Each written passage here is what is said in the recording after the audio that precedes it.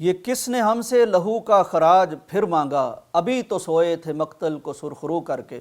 ناظرین اکرام، رمضان المبارک کی آمد سے ٹھیک پہلے جمعۃ المبارک کے اس مقدس دن جس کے بارے میں نبی علیہ السلام نے فرمایا کہ قیامت اس دن آئے گی، اسی جمعۃ المبارک کے دن اکوڑا خٹک کے مدرسہ پر، اہل دین پر قیامت اس وقت ٹوٹ پڑی جب اللہ کی کبریائی کے لیے اذان دی گئی، جب لوگ جوق در جوق مسجد کی طرف آئے، بہت بڑا مجمع، بہت بڑی مسجد،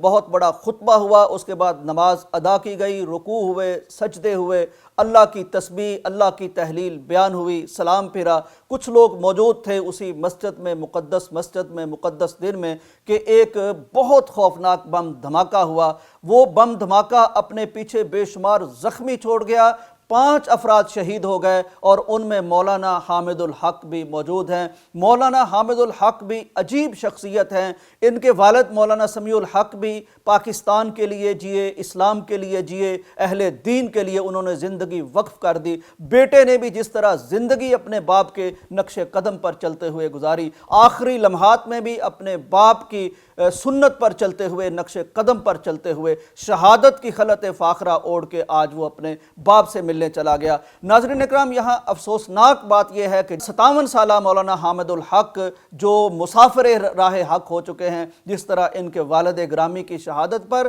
لبرل لوگوں کی طرف سے، سیکولر لوگوں کی طرف سے، دین بیزار لوگوں کی طرف سے ان کی میت پر تانے کسے گئے، ان کی تصاویر کو فوٹو شاپ کر کے ان کے ساتھ شراب کی بوتلیں لگائی گئیں، ان کی مرنے کے بعد تضحیک کی گئی اور ان پر جملے کسے گئے، مذاق اڑایا گیا، نعوذ باللہ۔ اسی طرح آج کچھ لوگ پھر موجود ہیں جو ان کے بیٹے کی اس کیفیت پر بھی مذاق کرنے سے باز نہیں آ رہے، تمسخر اڑانے سے باز نہیں آ رہے، تانے اور تضحیک کرنے سے باز نہیں آ رہے۔ ناظرین اکرام، اس طرح کی باتیں بھی کی جا رہی ہیں۔ اندازہ کیجئے، کہتے ہیں کہ شہادتوں کی ریل گاڑی اکوڑا خٹک میں چلی گئی، جنت میں بڑی چہل پہل ہوگی، یعنی مذاق کیا جا رہا ہے۔ ناظرین اکرام، یہ کون لوگ ہیں؟ یہ وہ لوگ ہیں جو ہمیں انسانیت کا درس دیتے ہیں، جو ہمیں کہتے ہیں لوگوں کو انسان سمجھ کے ان کے ساتھ سلوک کرو، لیکن ان کو اتنا بھی نہیں پتا، ان کی انسانیت ان کو اتنا بھی سکھا نہیں سکی کہ دینداروں سے تمہارا جو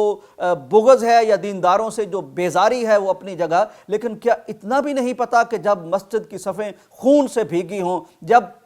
5 سے زیادہ لوگ اپنا کٹا پھٹا جسم لے کے اللہ کے حضور حاضر ہو گئے ہوں، اور جب بے شمار لوگ زخمی ہسپتالوں میں موت و حیات کی کشمکش میں پڑے ہوں، جب پورا عالم اسلام وہ غم کی کیفیت میں ڈوبا ہو، تو اس وقت اس طرح کی باتیں تمہیں سوچتی ہیں یہ تمہاری انسانیت ہے، یہ اس انسانیت کا سبق تم نے سیکھا ہے، اور یہی انسانیت کا سبق ہے جو دوسروں کو دیتے ہو۔ الحمدللہ تمام اہل اسلام دکھ کی اس گھڑی میں اکوڑا خٹک والوں کے ساتھ تعزیت کر رہے ہیں، ان کے لیے دعا گو ہیں، اور اس کیفیت کو پورے عالم اسلام کے مسلمان محسوس کر رہے ہیں۔ میں نے دیکھا پروفیسر سینیٹر ساجد میر صاحب کا میں نے دیکھا، اسی طرح میں نے ڈاکٹر حافظ عبدالکریم صاحب کے متعلق میں نے دیکھا، اور علامہ ابتسام کو متعلق میں نے دیکھا، دیگر علماء اکرام بھی اور پورے پاکستانی قوم سوگوار بھی ہے، اظہار تعزیت بھی کر رہے ہیں۔ ناظرین اکرام، ہم دعا گو ہیں کہ اللہ تبارک و تعالیٰ اس ملک پاکستان کی حفاظت فرمائے۔ خاص طور پر حکومت کو اب توجہ دینے کی ضرورت ہوگی کہ جب یہاں ایک چیمپئنز ٹرافی ہو رہی ہے، پاکستان آگے بڑھ رہا ہے،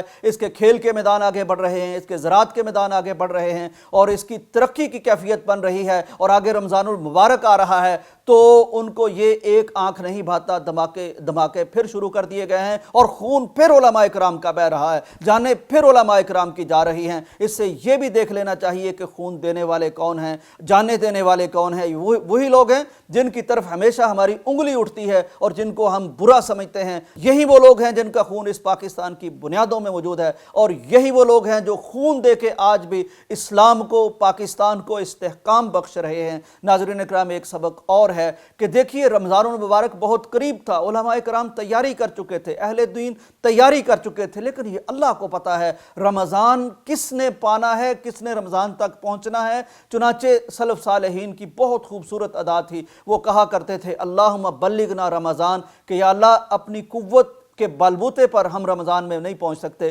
لہٰذا تو ہمیں رمضان تک پہنچا دے۔ تو یہ دعا بھی کرنی چاہیے، اور ساتھ ساتھ یہ جو شہدائے کرام ہیں اور یہ جو زخمی ہیں ان کے لیے بھی ضرور دعا کیجئے کہ اللہ تبارک و تعالی زخمیوں کو جلد صحت یابی عطا فرمائے، شہداء کے جنت میں درجات بلند کرے، اور وہ لوگ جو دین کے خلاف ہونے کی وجہ سے میتوں کا بھی مذاق اڑاتے ہیں، اللہ تعالیٰ انہیں بھی ہدایت اور سمجھ عطا فرمائے۔ اجازت دیجئے، اللہ حافظ۔